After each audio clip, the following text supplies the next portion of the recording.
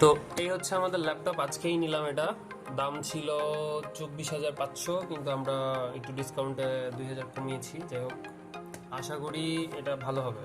আর এটা হচ্ছে second hand. So একটু আমাদের কি কি দেখতে হবে এই জিনিসটা নিয়ে একটু কথা বলতে যাচ্ছিলাম। তো প্রথমে হচ্ছে আমরা লুকটা দেখবো কেমন, এটা কোনো স্ক্র্যাচ আছে কিনা বা কিছু। তো এরকমই আরেকটা দেখিয়েছিল, যেটার হচ্ছে মনিটরের একটু ভাঙা ভাঙা ছিল। তো ওটা আমরা চেঞ্জ করে নিয়েছি, এটা একদম ক্লিন, নিট অ্যান্ড ক্লিন। তো ওপেন করা গেছে। আমরা এখন একটু সময় নেই। হ্যাঁ, আমরা যদি এটা দিই, বাটন ডাউন করি, তো এটা 10 থেকে 15 সেকেন্ডের মতন লাগার কথা। এখন দেখা যাক কী হয়। আর এটা হচ্ছে Intel core i5 6th gen, অনেক আগের, বাট এটার স্পিড অনেক ভালো। আমি এটারই হচ্ছে পিসি ইউজ করি, চালিয়ে শান্তি পাওয়া যায়। এই যে 10 সেকেন্ডের মতো লাগলো। তো এই তো ওভারঅল গুড। আচ্ছা, আমরা প্রথমে দেখে নিব যে কনফিগারেশনটার একটু ভেতর থেকে ডিটেলস। তো এইখানে যদি আমরা প্রপার্টিসে যাই, এখানে দেখাবো যে i5, এটা হচ্ছে 6300, আর এটার গিগাহার্টজ হচ্ছে 2.4, যেটা যথেষ্ট ভালো। 8 GB র্যাম দেওয়া আছে, এসএসডি লাগানো আছে। এই তো। আর এরপরে আমরা অনেক কিছু টেস্ট করব, যেমন ডিসপ্লে টেস্ট করা যায়, তারপর কিবোর্ড টেস্ট করা যায়। তো প্রথমে আমরা স্পিকার টেস্ট করি। স্পিকার টেস্ট করার জন্য ইউটিউবে যাব, গান বাজাবো। আচ্ছা, তো প্রথমে আমরা যদি স্পিকার টেস্ট করি, তো সব থেকে ইম্পর্টেন্ট হচ্ছে লেফট রাইট স্পিকার টেস্ট। প্রথম যে ভিডিওটা আসে, আমি এটা থেকেই টেস্ট করি, দেখা যাক। সো এইটা হচ্ছে লেফটে বাজছে শুধু, তার মানে স্পিকার ঠিক আছে। আর এরপরে হচ্ছে এইখানে বাজার কথা, হ্যাঁ শুধু এটাতে বাজছে। So satisfied. সাউন্ড একটু লো, বাট ওকে। সো ঠিক আছে, স্পিকার।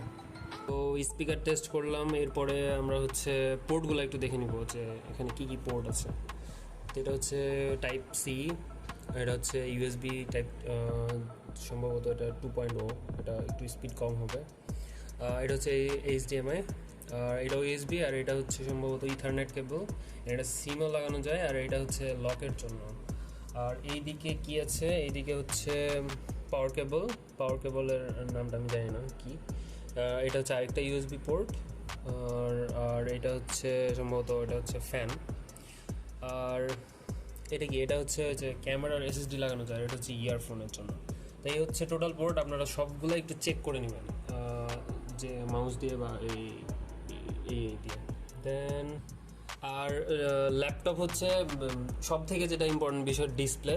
তো ডিসপ্লে দেখে নিতে হবে যে কালার কেমন আসছে, তারপর সাইডের ভিউ কেমন আসছে, এগুলো।